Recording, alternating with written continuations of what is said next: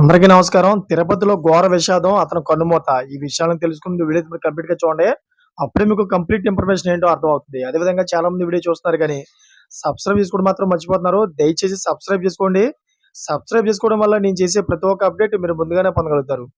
అదేవిధంగా చాలా మంది లైక్ చేయడం మర్చిపోతున్నారు. దయచేసి లైక్ చేయండి. లైక్ చేయడం వల్ల ఈ ఇన్ఫర్మేషన్ అనేది మనం చాలా మందికి రీచ్ చేసిన వాళ్ళం అవుతాం. ఇంక లేట్ చేయకుండా వీడియోలోకి వెళ్ళిపోదాం. ఫ్రెండ్స్, తిరుపతి నుంచి తిరుమలకు నడిచి వెళ్లే మార్గంలోని నరసింహస్వామి వారి ఆలయం సమీపంలో ఓ వ్యక్తి మృతదేహం పడి ఉండటం స్థానికంగా కలకలం రేపింది. అయితే 2 రోజులుగా దుర్వాసన వస్తుండటంతో అక్కడి వ్యాపారులు అదేవిధంగా అధికారులకు తెలిపారు. దీంతో వారు వెళ్లి చూడగా ఓ మృతదేహం కనిపించింది. మృతదేహం బాగా కుళ్ళిన స్థితిలో ఉంది. అక్కడే ఓ జింక కళేబరం కూడా కనిపించింది.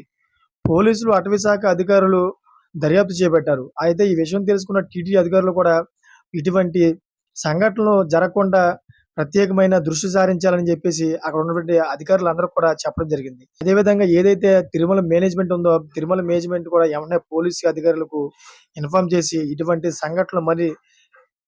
సంఘటనలు మళ్ళీ రాకూడదని చెప్పేసి పోలీసులు కూడా చెప్పడం జరిగింది. పోలీసులు కూడా తగు జాగ్రత్తలు తీసుకొని ఇటువంటి సంఘటనలు జరగకుండా చూసుకుంటూ ఉన్నారు. చూసారు ఫ్రెండ్స్, ఇటువంటి లేటెస్ట్ అప్డేట్స్ కోసం ఛానల్ సబ్స్క్రైబ్ చేసుకోండి, గంట పైన ఆల్ పెట్టుకోండి. Thanks for watching friends.